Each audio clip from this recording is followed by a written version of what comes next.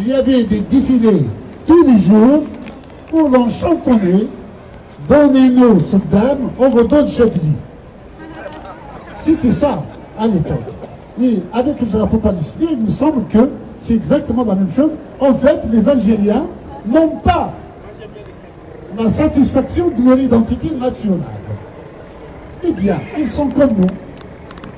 Nous refusons cette identité. Nous sommes des Kabyles, nous avons une identité que nous partageons avec tous les Nord-Africains, c'est l'identité berbère, mais plus particulièrement, nous sommes des Kabyles. Tous les Kabyles.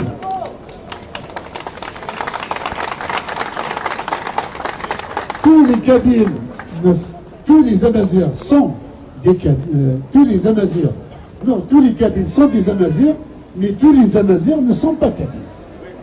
Il y a au moins cela de véridique. Deuxièmement, il y a eu des violences contre des personnes. Bien sûr, nous ne pouvons pas accepter la violation des droits de l'homme et surtout les atteintes à l'intégrité des individus. Et parmi ceux qui ont été agressés, j'ai vu et je suis heureux qu'il y ait eu une solidarité sans faille qui s'est manifestée au prétexte qu'ils sont connus et qu'ils ont un nom sur la place publique. Mais ces gens-là même, ces personnes qui ont été agressées, pourquoi ne se sont-elles jamais solidarisées des militants du MAC qui se font agresser tous les jours, qui se font arrêter tous les jours? Comment se fait-il que tous ces indignés sélectifs oublient l'arrestation de Brahim Aouf, Kemal Delfrar et des militants du MAC tous les jours? Il n'y a pas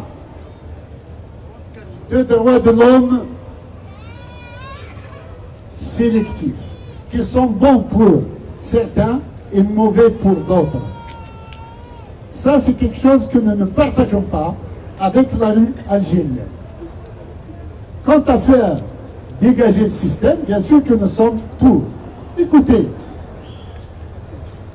il y a émergence, après que tout le système avait proposé la candidature de Bouteflika, il y a eu l'armée qui a soutenu Bouteflika. Et je le rappelle, jamais, au grand jamais, de toutes les présidentielles qu'il y a eu depuis 1993, 1995 notamment, jamais il n'y a eu un candidat qui a ramassé les 60 000 signatures exigées par la loi avec 1500 signatures dans 24 départements. Ce n'est pas vrai. Il n'y a aucun système pour le faire. Alors, et encore moins un conseil constitutionnel qui puisse valider ce genre de choses. Donc, depuis 1995, l'Algérie vit dans l'illégalité constitutionnelle. Ce sont ceux qui ont fabriqué cette loi qui le font exprès pour contrôler l'accès à la candidature à la présidence. Ils enlèvent qui ils veulent et ils adoptent qui ils veulent. Je me rappelle que parmi les candidats qui ont été admis une fois, je crois que c'était en 2004, 2005 ou 2009, il y avait un candidat qui n'avait même pas, après que le vote soit prononcé, eu les 60 000 signatures qu'il avait obtenues auparavant. Il n'a pas eu 60 000 votes. Vous voyez comment les choses se passent dans notre pays. Ensuite, toutes les lois, toutes les nominations, toutes les sentences, toutes les promotions, les dégradations qui ont suivi ces élections ont toutes été illégales, anticonstitutionnelles. Et nous sommes heureux d'apprendre que ce sont des éléments du système eux-mêmes qui disent que l'Algérie est gérée par des forces non constitutionnelles. Enfin, on apprend des choses. Donc, voilà que, après la démission de Bouteflika, il y a un général qui se proclame président. Il nomme des gommes qu'il veut. Il se prend pour qui? Ce gars, c'est qui? Il a 80 ans. Connaissez-vous du par le monde un général qui a 80 ans qui soit en fonction? Jamais de la vie. Il n'y a qu'en Algérie que cela se trouve.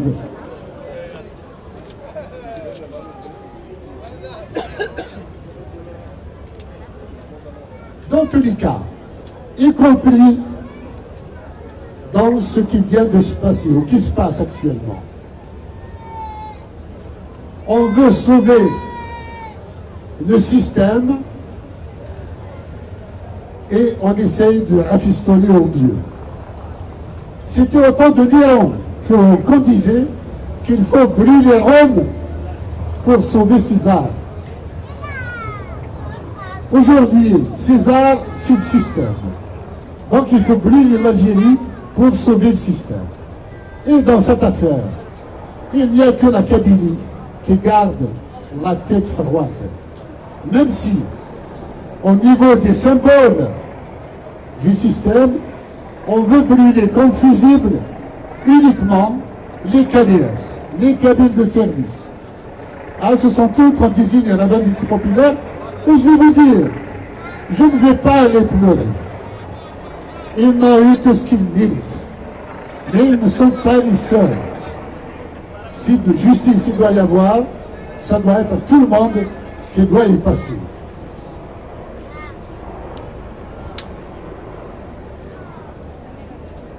Ensuite, même dans la rue, il y a confusion, après la confusion constitutionnelle, la confusion de rôle entre un militaire et des politiques, il y a aussi des membres de la société civile qui se prennent pour des hommes politiques. Ainsi, le président de la Ligue des droits de l'homme croit qu'il est de son devoir de se prononcer en tant que président de la Ligue des droits de l'homme contre le fédéralisme. De quoi je me mêle? C'est un débat d'idées. Ce n'est pas une question qu'on lui a posée à lui en tant que président de la Ligue des droits de l'homme. Il est enclin, il est tenu à l'obligation de réserve et à ne pas s'immiscer dans le débat politique.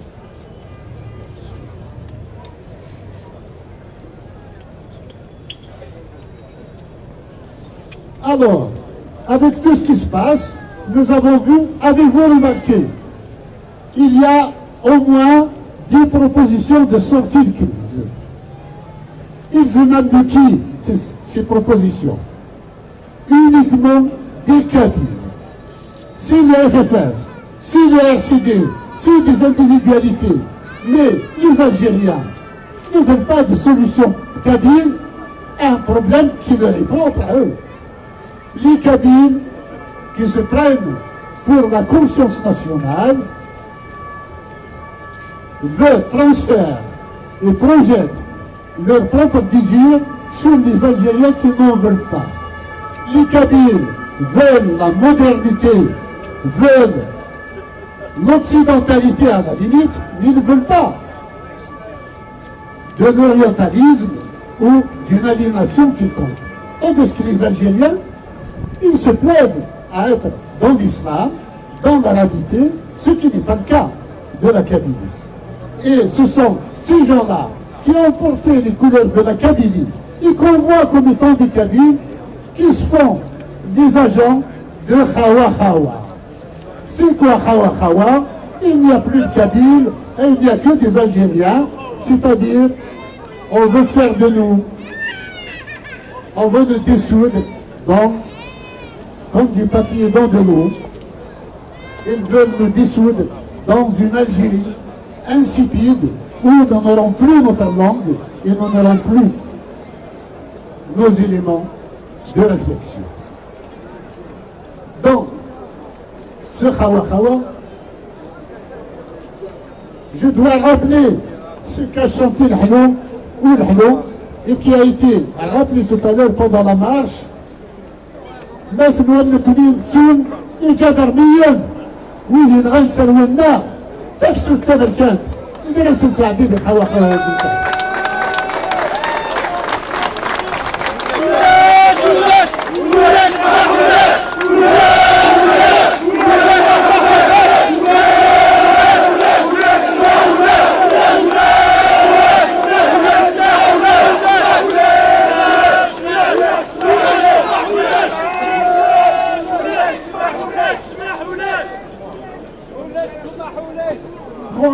comme les officiels.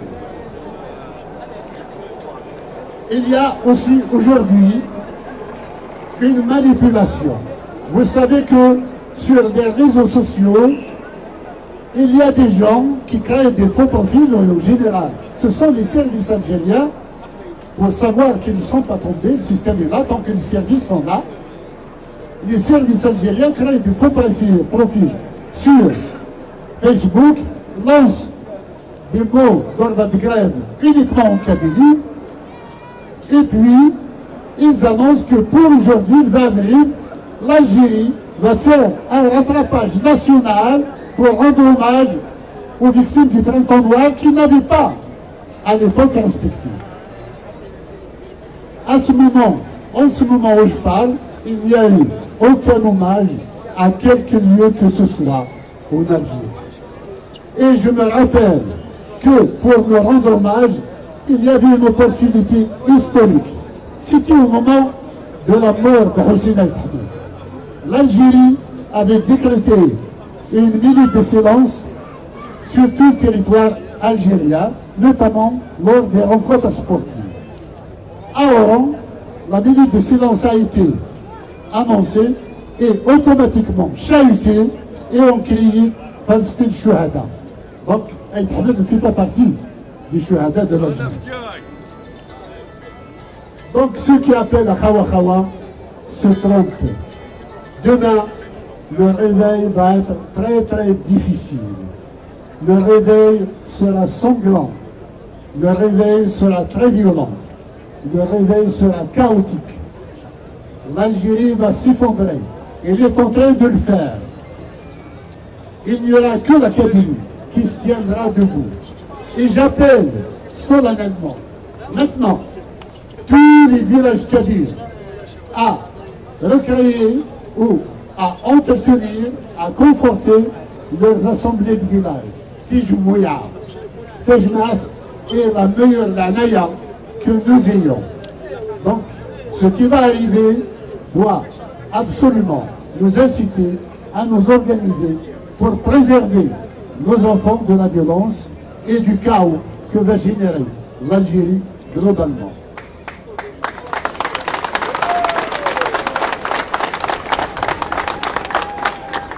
La lucidité se trouve chez nous, au sein du Mali. La lucidité est du côté de ceux qui ne sont pas ébranlés par des éruptions émotionnelles. Ce n'est pas parce que tout d'un coup on dit qu'il va y avoir une nouvelle Algérie qu'on va y adhérer. Quel est notre statut? Sera-t-il celui de coloniser toujours?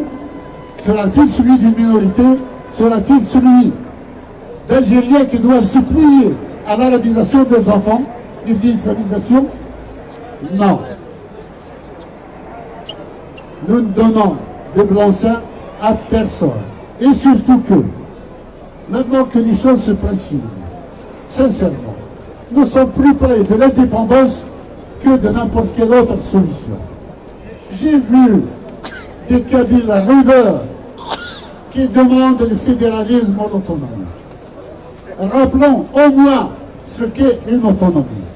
Une autonomie est le fait d'un État qui, généreusement ou par nécessité, concède une part de ses prérogatives à des régions, à des États régionaux. Un fédéralisme, c'est plutôt l'inverse. Ce sont des États constitués qui décident de s'unir dans un État suprême, comme est en train de faire l'Europe par exemple, même maladroitement, et non pas le contraire. Or, le rêve d'autonomie ou le rêve de fédéralisme, il n'est que Kabyle, il n'est nulle part ailleurs. Il n'y a que les Kabyles qui en rêvent ou ils veulent le faire admettre à lui.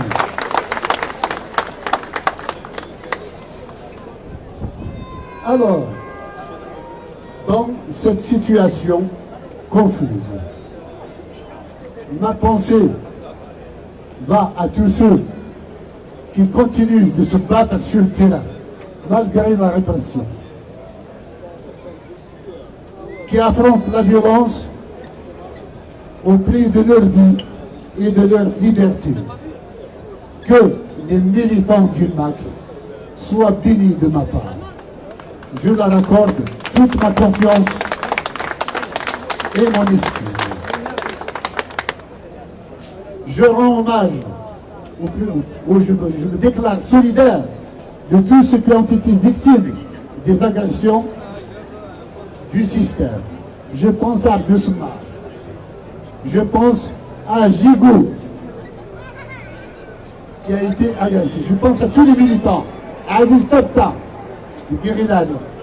Donc, tous les militants qui sont ciblés par la répression, je me déclare solidaire de leur situation et de leur combat. Nous ne laisserons personne parmi eux tomber. Nous serons là pour secourir, pour aider, pour soutenir tous ceux qui sont dans le besoin. Enfin, nous avons, au niveau de la navale, depuis un an, parcouru un énorme chemin. La navale, et a fait des progrès énormes en instituant Taqbaylis TV, en aidant les entrepreneurs kabyles à s'organiser, en aidant les étudiants kabyles à s'organiser, en impulsant et en applaudissant la création de la Ligue kabyle des droits de l'homme, de Lazarouche.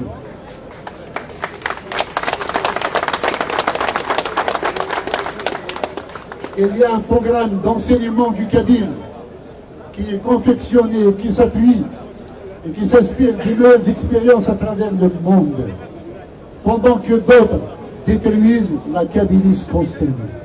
Sachez que nous ne baisserons jamais les bras et que les jours à venir, nous aurons, si je le dis immédiatement, bien sûr continuer à rendre hommage à tous ceux qui sont tombés au printemps noir. C'est la saison, c'est à l'occasion du 20 avril qu'ils ont été assassinés. Je n'oublierai jamais Gernah Massinissa, je n'oublierai jamais Kamal Elshan, qui a écrit de son sang le mot liberté sur un mur avant de tomber sous les balles des gendarmes.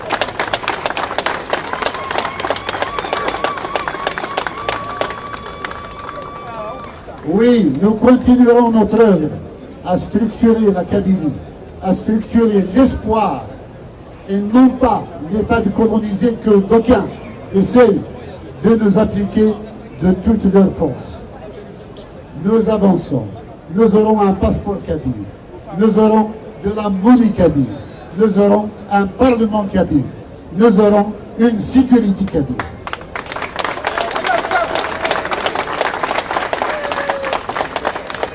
Et que, où que nous soyons, défendons le mémorandum pour l'indépendance de la Kabylie et le projet d'indépendance de la Kabylie.